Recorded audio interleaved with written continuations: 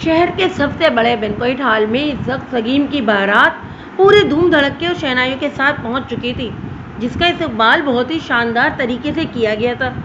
سگیم نے زان کو فل ٹائم اپنے ساتھ ہی رکھا ہوا تھا، جس پر زبان بہت اچھا خاصا زچ بھی ہو چکا تھا۔ ہال میں ہر طرف خوشیوں سے جگمگاتے ہنستے کھلکھلاتے چہرے نظر آ رہے تھے، جب کچھ ہی دیر بعد وحید صاحب اور ریاض صاحب کے ساتھ مولوی صاحب آتے دکھائی دیے تھے۔ نکاح شروع ہونے کا سن کر گھر کے تمام افراد اسٹیج کے قریب آئے تھے۔ دلہن کو اندر برائڈل روم میں ہی بٹھایا گیا تھا، نکاح کے بعد اسٹیج پر لایا جانا تھا۔ اس وقت زبان اور عاصم ہی سگیم کی ضد پر اس کے ساتھ بیٹھے تھے۔ زبان نے زینب بیگم کو تھام کر وہیں پاس بٹھایا ہوا تھا۔ مولوی صاحب نے نکاح کی رسم شروع کی تھی۔ ایک منٹ، یہ نکاح نہیں ہو سکتا۔ ایک نسوانی آواز سب کے کانوں سے ٹکراتی انہیں سر اٹھانے پر مجبور کر گئی تھی۔ سگیم کی نظر جیسے ہی سامنے کھڑی لڑکی پر پڑی، اس کی رنگت متغیر ہوئی تھی۔ سیاہ جینس کے اوپر ریڈ کرتی پہنے، گھنگریالے براؤن بالوں کا ڈھیلا سا جوڑا بنائے، سیاہ دوپٹے کو اسکارف کی طرح گلے میں ڈالے، وہ دایاں ابرو اٹھائے سینے پر بازو باندھے سگیم کو سالم نگل جانے والی نظروں سے دیکھ رہی تھی۔ کھڑے خوبصورت نقوش کی مالک، ہونٹوں پر پنک لپسٹک لگائے وہ رف اور ٹف حلیے میں بھی وہاں موجود کئی لوگوں کی توجہ اپنی جانب کھینچ گئی تھی۔ اس میں ایک عجیب سی کشش تھی جس کے زیر اثر آنے سے بہت کم لوگ ہی رہتے تھے۔ اے لڑکی، کون ہو تم اور یہ کیا اول فول بک رہی ہو؟ یہ کوئی مذاق کا وقت نہیں ہے، جاؤ یہاں سے۔ زینت بیگم اس تیر ترار عجیب و غریب حلیے کی مالک لڑکی کو دیکھ کر ناگواری سے بولی، جو اتنے اہم موقع پر نہ جانے کیوں یہ ڈرامہ لانے پہنچ گئی تھی۔ دیکھیے آنٹی جی، میں نہ اول فول بکتی ہوں نہ ہی کوئی مذاق کرنے آئی ہوں۔ اس لڑکے کا نکاح میں ہرگز نہیں ہونے دوں گی۔ یہ مجھ سے محبت کے نہ جانے کون کون سے دعوے کر کے اب کسی اور کی ڈولی لینے پہنچ گیا ہے۔ آصفہ سلطان نام ہے میرا، اپنے ساتھ اتنا بڑا دھوکہ تو میں نہیں ہونے دوں گی۔ آصفہ ان کے سخت رویے کے باوجود احتراماً بولی تھی۔ عمر نے سگیم کی زرد پڑتی رنگت کی جانب دیکھا جو اب بے بس ہو کر بے ہوش ہونے کے قریب تھا۔ تو جانتا ہے اس لڑکی کو زبان چاہنے کے باوجود سگیم سے اپنا لہجہ نارمل نہیں رکھ پایا تھا، مگر اس کی آواز اتنی تھی کہ صرف ساتھ بیٹھے سگیم کے کانوں تک ہی پہنچ سکی تھی۔ ہاں یہ جو بول رہی ہے سچ ہے، پر پلیز بھائی آج بچا لے، ساری زندگی احسان مند رہوں گا میں تیرا۔ اسے کسی طرح یہاں سے بھگا دے، ورنہ دادی جان آج میرا قیمہ بنا دیں گی۔ سگیم روحن سی آواز میں بولا تھا۔ جہاں وہ اپنی دادی کی دہشت سے واقف تھا، وہیں وہ سامنے کھڑی اس جھانسی کی رانی کو بھی اچھے سے جانتا تھا، جو آج اس کی شترور کرائے بغیر یہاں سے ٹلنے والی نہیں تھی۔ آج صبح سے اس سے اسی بات کا تو دھڑکا لگا ہوا تھا۔ یہی ریزن تھا کہ وہ زبان کو فل ٹائم اپنے ساتھ رکھنا چاہتا تھا، کیونکہ وہی تو تھا جو اسے بچا سکتا تھا۔ آصفہ سے اس کی پہلی ملاقات یونیورسٹی میں ہوئی تھی۔ وہ ہنس مکھ زندگی کو انجوائے کرنے والی ایک زندہ دل لڑکی تھی۔ سگیم کو پہلی نظر میں وہ بہت پسند آئی تھی۔ اس نے ہی آصفہ کی جانب دوستی کا ہاتھ بڑھایا تھا، جسے تھوڑی پس و پچھ کے بعد آصفہ نے قبول کر لیا تھا۔ سگیم کو وہ اچھی لگتی تھی، مگر جب اسے زینب بیگم نے اپنی بہن کی پوتی سے اس کا رشتہ پکا کر کے آنے کا بتایا تو وہ چاہنے کے باوجود ان کے سامنے انکار نہیں کر پایا تھا۔ آصفہ کی نیچر دیکھ کر وہ اتنا تو اندازہ لگا چکا تھا کہ اس کا گزارا سگیم کے خاندان والوں کے ساتھ ہونا بہت مشکل ہے۔ آصفہ جیسے ہلٹر کے سامنے اس کے لیے کھڑا ہونا بہت مشکل تھا، اس لیے وہ بنا بتائے ہی آصفہ کے نمبر بلاک کر کے اس سے سلسلہ ختم کر چکا تھا۔ آصفہ شروع سے ہی اس کے حوالے سے کچھ زیادہ انٹرسٹ میں نہیں رہی تھی۔ پورا ایک مہینہ آصفہ کی جانب سے کوئی رد عمل سامنے نہیں آیا تھا، مگر آج صبح سے ہی اسے اس کے دھمکیاں آمیز میسیجز سگیم کا جینا حرام کر چکے تھے، لیکن اسے اس کے غضب کا اندازہ بالکل بھی نہیں تھا۔ سگیم، کیا بول رہی ہے یہ لڑکی؟ کیا تم جانتے ہو اسے؟ تاثیر صاحب بھی یوں اپنے خاندان کا تماشا بننے پر سگیم کی جانب دیکھتے خفگی بھرے لہجے میں بولے تھے۔ ہاں بولو مسٹر سگیم حاتم، کیسے میرے ساتھ عشق و محبت کی پتنگیں بڑھا کر اب کسی اور لڑکی سے شادی کر رہے ہو، جو کہ میں نہیں ہونے دوں گی۔ آصفہ سگیم کو کھا جانے والی نظروں سے گھورتے ہوئے بولی تھی۔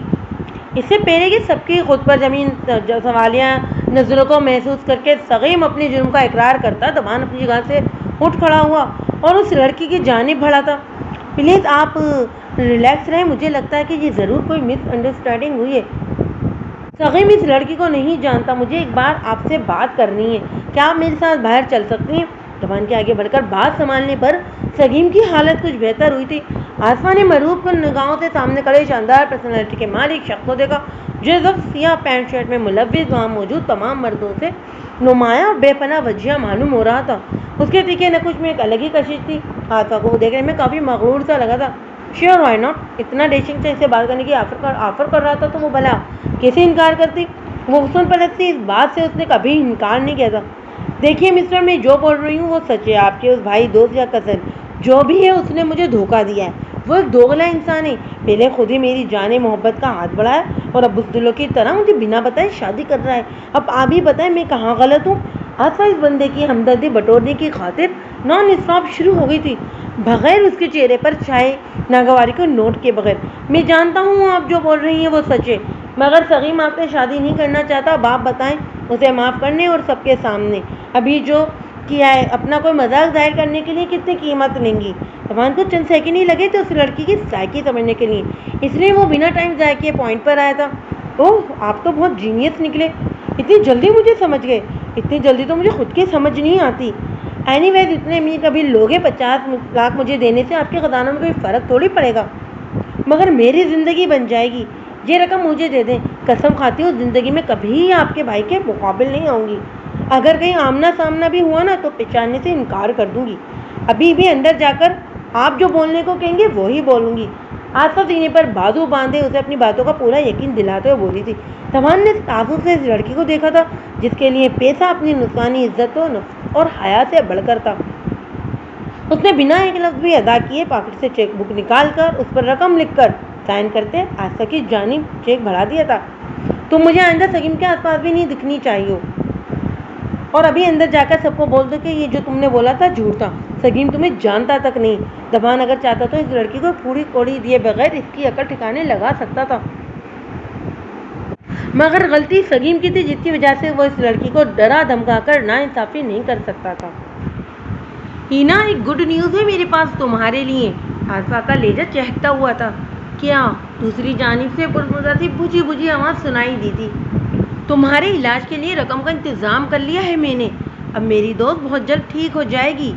आसफा की ज़िंदगी से भरपूर खिलखिलाती हंसी हीना के लिए भी आज ज़िंदगी की नवीद साबित हुई थी।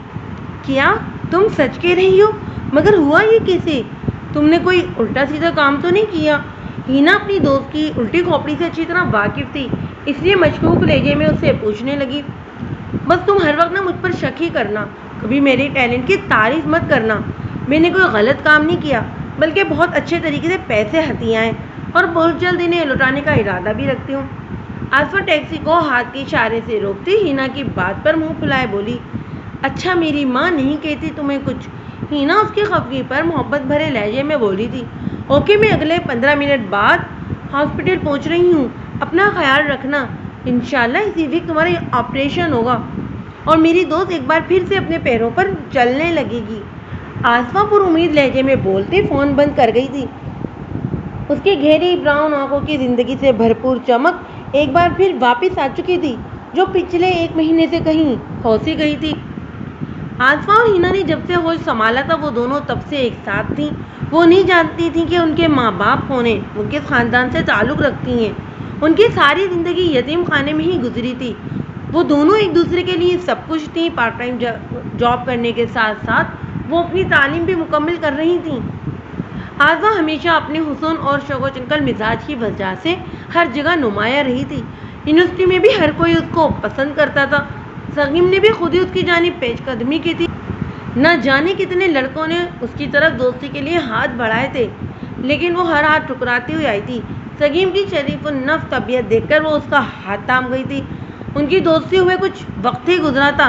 आसफा ने सगीम को बहुत ही डरपोक इंसान पाया था। जो शख्स उसके सामने दब जाता था उसके बारे में घर के किसी फर्द से बात नहीं कर सकता था। वो उसकी चॉइस बिल्कुल भी नहीं हो सकता था।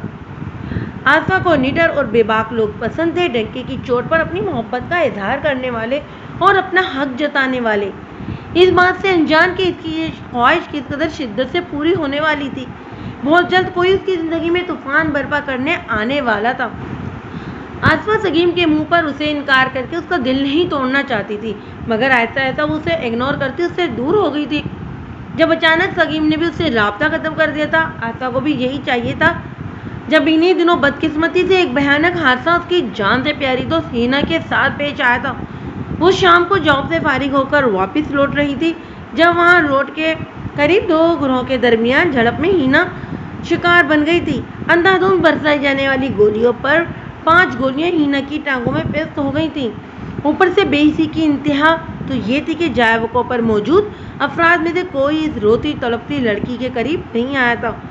वो 2 घंटों तक बेयारो मददगार पड़ी रही थी। हीना चलने से महरूम हो गई थी। डॉक्टर ने उसके इलाज के लिए 50 लाख का खर्चा बताया था। वो दोनों जो बेमुश्किल अपनी पढ़ाई का बोझ अपने नातवा कंधों पर उठा रही थी, इतनी रकम इकट्ठी करना उनके लिए नामुमकिन सी बात थी। उनकी हंसती मुस्कुराती लड़कियों के चेहरों पर उदासी और अजियत आन समाई थी। मगर आसमा ने जिंदगी में किसी भी मुकाम पर हिम्मत हारना नहीं सीखा था, न ही वो हीना को हारने देना चाहती थी। वो हमेशा अपने अल्लाह पर और खुद पर भरोसा करके चली थी। यही वजह थी कि उसके रब ने कभी उसे हारने नहीं दिया था, उसके यकीन को हमेशा कायम रखा था। आसमा को एक दिन पहले ही अपनी क्लास फेलो से सकीम की शादी का पता चला था, जिस खबर की उसके दिमाग ने बहुत उम्दा तरीके से प्रोसेसिंग करते इतना ज़बरदस्त आइडिया पेश किया था। वो अपनी दोस्त की खातिर अपनी सारी खुददारी साइड पर रखती वहाँ पहुँच गई। कोई उसके बारे में क्या सोचेगा? वो हैंडसम बंदा उसे लालची लड़की समझेगा, इसे किसी की परवाह नहीं थी। वो ऐसी ही थी, ना डरने वाली ना दबने वाली। हाँ, मगर वो मोहब्बत की मतलाशी थी। वो कोई ऐसा शख्स चाहती थी जो उससे मोहब्बत करे, उसके दिल पर हुक्मरानी करे। हीना इसकी ख्वाहिश से बहुत चिढ़ती थी, लेकिन इस मामले में उसने हीना की कभी भी नहीं सुनी थी। आसमा ने हीना के ऑपरेशन के लिए सारे बिल क्लियर कर दिए थे। 2 दिन बाद इसका ऑपरेशन था। वो यूनिवर्सिटी से कुछ क्लासेस लेकर हॉस्पिटल के लिए निकल आई थी। हीना के पास काफ़ी टाइम गुजारने के बाद वो अपनी जॉब पर चली जाती थी। आसमा एक 5 स्टार होटल में वेटर्स की जॉब करती थी, जहाँ उसका काम होटल में चेक इन करने वाले लोगों को इनके बुक किए गए रूम तक ले जाना था और उनको किसी किस्म की परेशानी ना हो, इस बात का ख्याल रखना था। आसमा पिछले 1 साल से ये काम कर रही थी।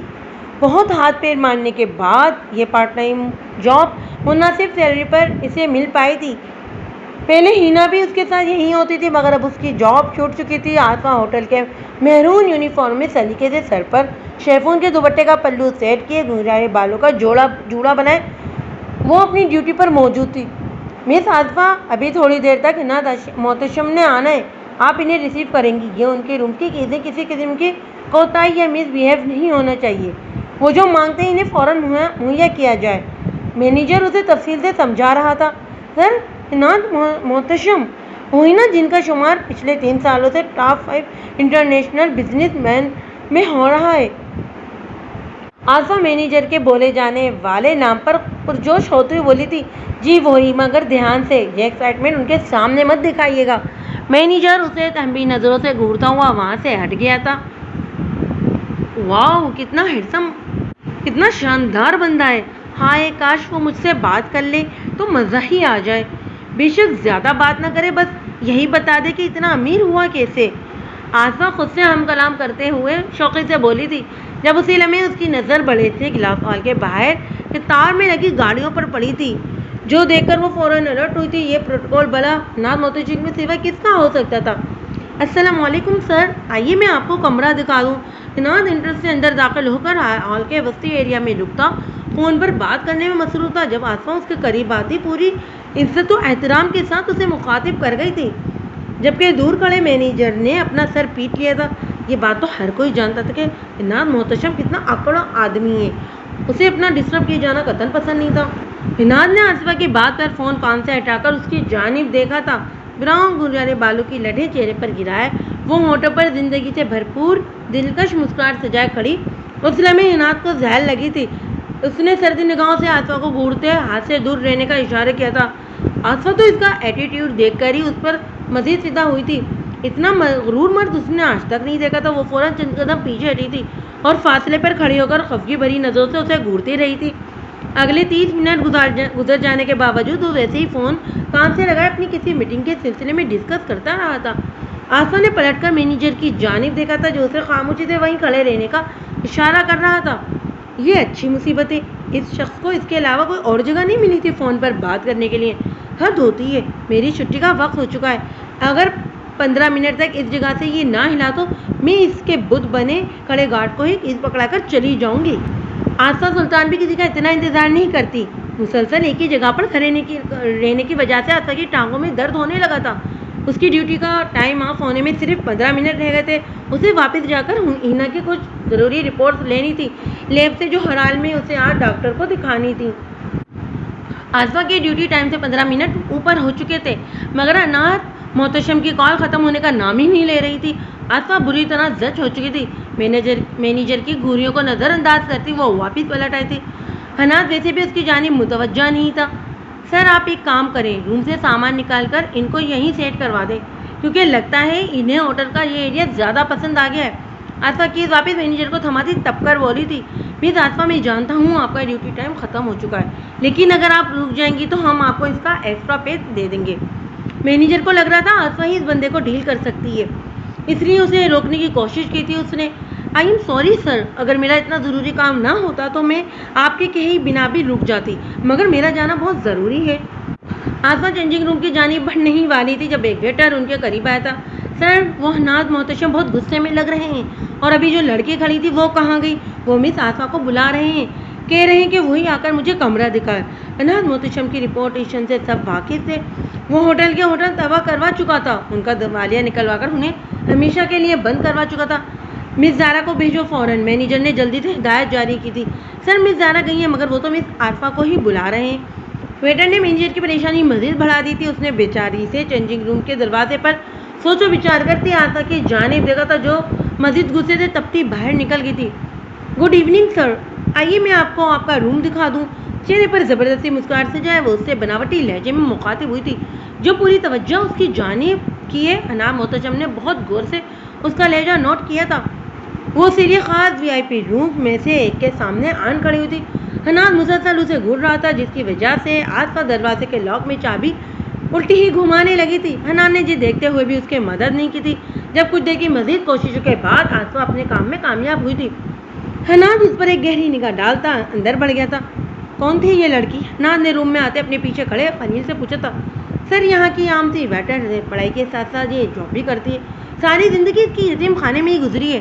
دولت کا بہت کریز ہے اسے، تھوڑی لالچی بھی ہے. خلیل حنات کی دلچسپی آنکھوں میں نوٹ کرتے چند منٹوں میں ہی اس کا سارا بایو ڈیٹا نکلوا چکا تھا. کل رات یہ لڑکی مجھے چاہیے، اس کو اس کی سوچ سے بڑھ کر قیمت ادا کر دینا. حنات سگریٹ سلگاتا پرسوچ انداز میں بولا تھا.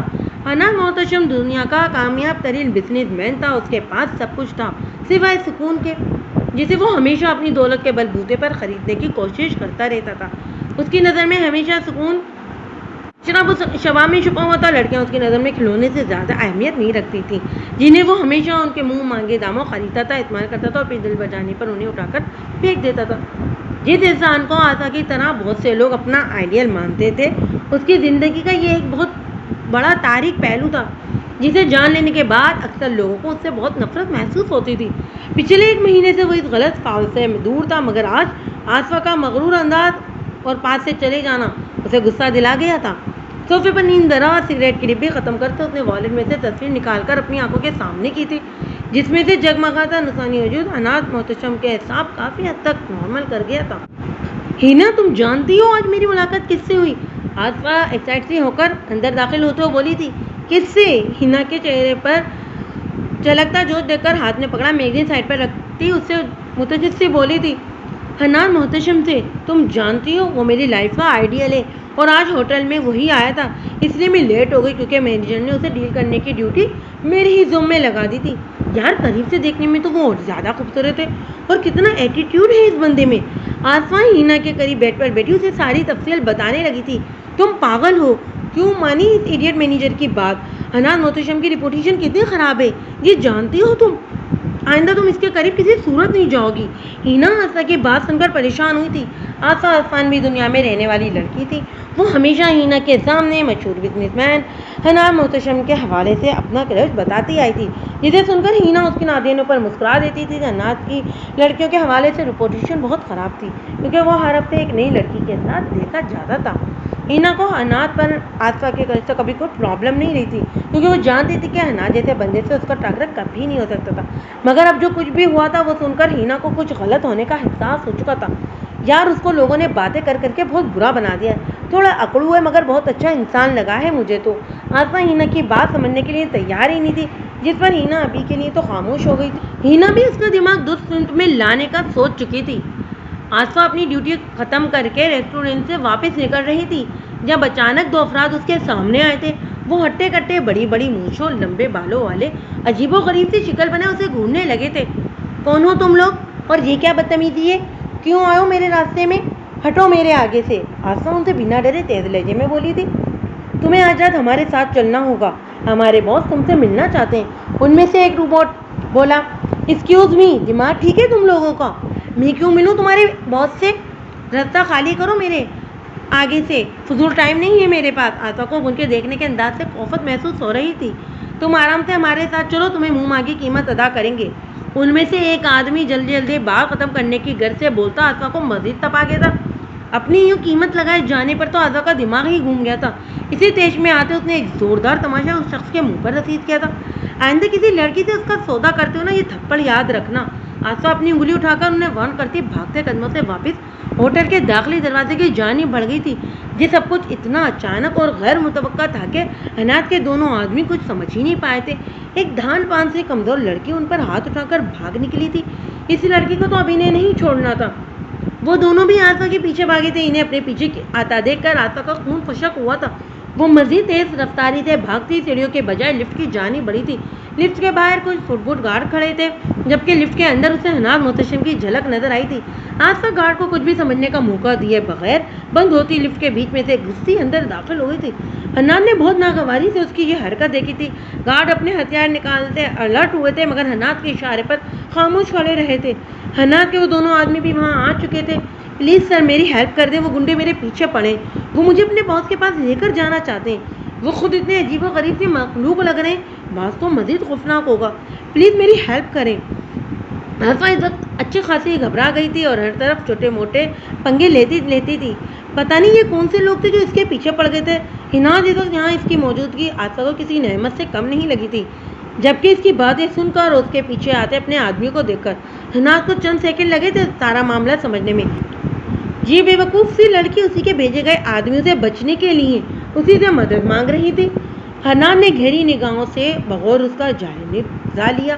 نیوی بلو کرتا شلوار میں ملوث گنجارے بال خوبصورت بالوں کو کیچڑ میں کیے، چہرے پر آئی بالوں کی لٹ کو بات کے دوران بار بار کان کے پیچھے اڑتے وہ اپنے حسن سے مکمل لاپرواہ اور بے پناہ پرکشش لڑکی معلوم ہوئی تھی جس کا بے فکر انداز اسے مزید نمایاں کرتا تھا۔ جو اس کے آدمیوں کو تھپڑ مار سکتی تھی اسے ڈرپوک بھلا کیسے کہا جا سکتا تھا؟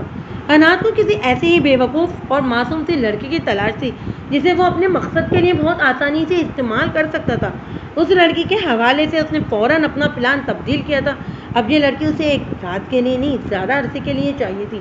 حنات کا دماغ تیزی سے اپنا پلان ترتیب دینے لگا تھا۔ سر آپ میری مدد کر دیں گے؟ آصفہ نے معصومیت کے اگلے پچھلے تمام ریکارڈ توڑتے آنکھیں پٹ پٹا کر اس سے مدد مانگی تھی۔ ڈونٹ ویری، وہ لوگ کچھ نہیں کریں گے، ریلیکس۔ حنات سپاٹ لہجے میں بولتا رخ واپس اس کی جانب موڑ گیا تھا۔ آصفہ اس کی ساری توجہ اپنی جانب ہونے کی وجہ سے کنفیوز ہوئی تھی۔ کیا تم میرے پاس جاب کرنا چاہو گی؟ یہاں سے کہیں زیادہ اچھا پیکیج ملے گا تمہیں۔ حنات کی بات پر آصفہ نے آنکھیں پھاڑ کر اس کی جانب دیکھا تھا۔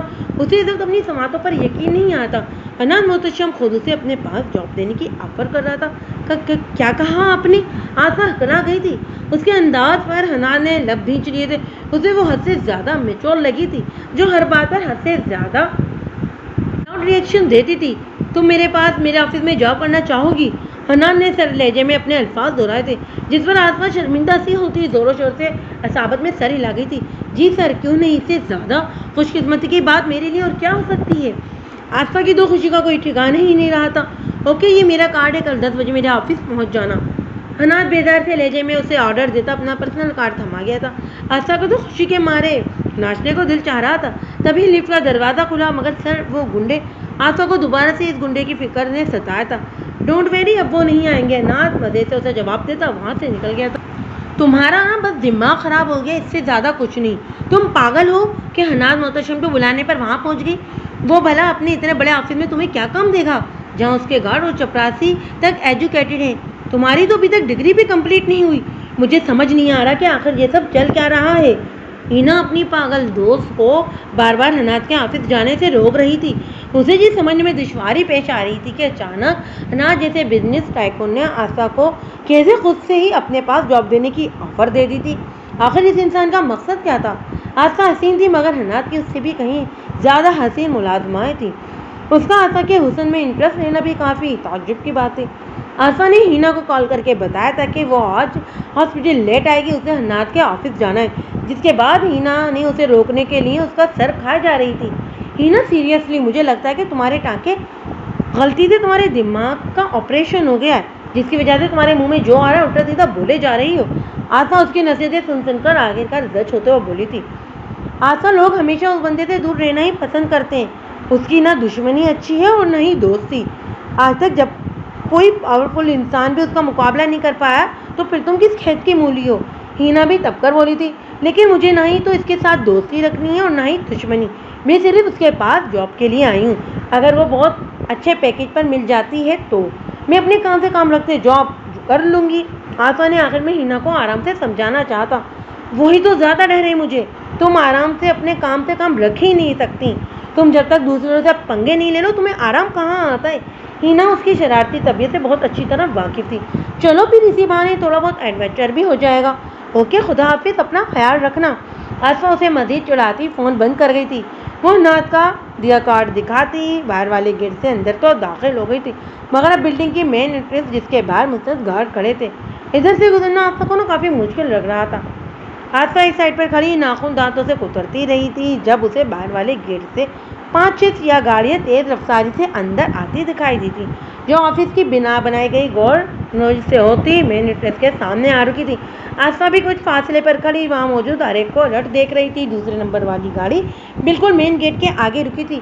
گارڈ کے باغ کا دروازہ کھولنے پر اندر سے حناد محتشم کو برآمد ہوتا دیکھ کر آسا کی آنکھوں میں چمک ابھری تھی۔ شکر ہے وہ باہر ہی مل گیا تھا اسے۔ ہیلو سر، تھینک گاڈ آپ سے یہاں ملاقات ہو گئی، ورنہ آپ کے یہ ہٹے کٹے گارڈ مجھے گھور گھور کر ہی آدھا کر دیتے۔ اب آپ انہیں کہیں کہ مجھے آپ نے ہی بلایا ہے، مجھے یہ اندر نہیں جانے دے رہے۔ آسا بنا کچھ سوچے سمجھے بھاگ کر مین گلاس ڈور کی جانب بڑھتے حناد کے رستے میں آتی وہاں موجود ہر شخص کی نگاہوں کا مرکز بنی تھی۔ کسی کو حناد کی مرضی کے بغیر بولنے کی عادت نہیں تھی، اور یہ بے وقوف لڑکی اس کا راستہ کاٹ کر اس کے مقابل کھڑی ہوتی، الٹا سیدھا بولتے اپنی شامت کو دعوت دے گئی تھی۔ حناد نے اپنی لال ہوتی آنکھوں سے غلازت اتارتے جن قہر برساتی نگاہوں سے اسے گھورا تھا، آسا کا دل اچھل کر حلق میں آ گیا تھا۔ How dare you stupid girl! حناد نے دانت پیتے بہت مشکل سے خود کو کچھ اور سخت کہنے سے روکا تھا۔ آسا کو کلائی سے تھام کر دوسری جانب دھکیلتے حناد اندر کی جانب بڑھ گیا تھا، جبکہ اس کے دھکے پر آسا اپنا توازن برقرار نہ رکھ پاتی سائڈ پر رکھے گملے پر جا گری تھی۔ اس کی پیشانی گملے کے کنارے پر لگتی تھوڑی سی زخمی ہوئی تھی۔ اس نے پلٹ کر اندر کی جانب بڑھتے ان سب بے حس لوگوں کی جانب دیکھا تھا جن میں کوئی حس نام کی شے ہی نہیں تھی۔ خود ہی وہ اپنے آپ کو سنبھالتی اٹھ بیٹھی تھی۔ آسا اپنی تکلیف اور برداشت کرنے کے معاملے میں بہت کمزور دل تھی۔ ابھی بھی ماتھے سے نکلتا اپنا خون دیکھ کر اس کی آنکھوں میں آنسو آ گئے تھے۔ اسے ہینا کی بات بالکل ٹھیک لگی تھی، یہی لگ رہا تھا کہ اس شخص نے اسے اپنے آفس میں بے عزت کرنے کے لیے بلایا تھا۔ آسا نے بھیگی آنکھوں سے گلاس ہال کے اندر کا منظر دیکھا تھا، جہاں حناد نے اسے سیڑھیاں چڑھ کر اوپر جاتا دکھائی دیا تھا۔ عین اسی لمحے حناد نے بھی پلٹ کر آسا کی جانب دیکھا تھا۔ لمحہ بھر کو اس کی نظریں ٹھہر سی گئی تھی، مگر پھر وہ اپنی سرد نگاہیں پھیرتا اوپر کی جانب بڑھ گیا تھا۔ ایکسکیوز می مس، آپ کو حناد سر اپنے آفس میں بلا رہے ہیں۔ آسا کی پیشانی سے خون کافی زیادہ بہہ رہا تھا، جس پر رکھا ٹیشو بھی بالکل ریڈ ہو چکا تھا۔ آسا نے دوسرا ٹیشو نکالتے اپنے ماتھے پر رکھتے وہاں سے جانا ہی بہتر سمجھا تھا۔ ایک بار تو اس کا دل چاہا تھا کہ اندر جا کر حناد محتشم کا منہ توڑ ہی دے، مگر پھر ہینا کی نصیحتیں یاد کرتے اور ہر وقت حناد کے گرد منڈلاتے اس کے گارڈ کا خیال آتے وہ خاموشی سے پلٹ آئی تھی۔ جب پیچھے سے بھاگ کر آتی لڑکی نے آسا کو اچھا خاصا تپا دیا تھا، وہ غصے سے پلٹی تھی، جہاں ایک انتہائی اسٹائلش سی لڑکی پینٹ کوٹ پہنے کھلے بال اور فل میک اپ کے ساتھ بے انتہا حسین لگ رہی تھی۔ آسا کو اپنا حلیہ اس کے سامنے بالکل ملازمہ جیسا ہی لگا تھا۔ جو تمہارے باس میرے ساتھ کر چکے ہیں نا، اس کے بعد تو سوال ہی پیدا نہیں ہوتا کہ میں ان سے ملوں جا کر۔ جاب کی ضرورت ہے، مگر اس کا مطلب یہ نہیں کہ میں آپ کے باس کے ہاتھوں ذلیل ہوتے پھروں گی۔ آسا تنگ کر بولتی آگے بڑھی تھی۔ حناد اس کی سوچ سے بھی بڑھ کر عجیب انسان نکلا تھا۔ پہلے اسے اتنے لوگوں کے سامنے دھکا دے کر گرا دیا تھا، اور اب اسے اس سے ملنا چاہتا تھا، وہ بھی آسما تھی۔ ایٹیٹیوڈ تو اس میں بھی بہت زیادہ تھا۔ دیکھیے مس آسما، میری بات سنیں۔ وہ لڑکی تیز قدموں سے چلتی دوبارہ اس کے راستے میں آئی تھی۔ آپ یہاں سے نہ سر کی مرضی کے بغیر نہیں نکل سکتی۔ وہ دیکھیں سامنے گارڈ کھڑے جو آپ کو کسی صورت نہیں نکلنے دیں گے۔ میری بات مانیں اور سر کی بات سن لیں۔ آپ بہت لکی ہیں کہ وہ آپ کو خود سے بلا رہے ہیں، ورنہ لوگ مہینوں ترستے ہیں ان سے ملنے کے لیے۔ اپائنٹمنٹ لینے کے لیے۔ میرا مخلصانہ مشورہ ہے کہ یہ ضد ختم کریں اور آرام سے چل کر ان سے مل لیں۔ وہ لڑکی بہت ہی نرمی اور اچھے سے آصفہ کو سمجھاتے ہوئے بولی، جس کا دماغ غصے میں ہونے کی وجہ سے سوچنے سمجھنے کی صلاحیت ختم کر دیتا تھا۔ مگر انہوں نے یہاں سب کے سامنے مجھ سے اتنا برا بیہیو کیا ہے، دیکھیے مجھے کتنی سخت چوٹ آئی ہے۔ آصفہ منہ پھلا اس لڑکی سے شکوہ کناں لہجے میں ناز کی شکایت کرتے بولی، اسے یہ لڑکی بہت اچھی لگی تھی، آج تک سر کا راستہ روکنے کی جرت کسی نے بھی نہیں کی۔ آپ نے تو شکر کرے کہ سر نے صرف آپ کو سائڈ پر ہی کیا۔ جتنے غصے والے وہ ہیں نا، لمحہ بھر لگا تھا انہوں کو آپ کو اٹھا کر دوسری دنیا میں پھینک دینے کا۔ وہ اپنی شان میں ذرا سی گستاخی بھی برداشت نہیں کرتے، آپ کو اتنے تھوڑے میں کیسے بخش دیا؟ ہم سب ابھی تک حیران ہیں۔ اس لڑکی نے آصفہ کا آخری شکوہ بھی نہایت ہی سمجھداری سے دور کر دیا تھا۔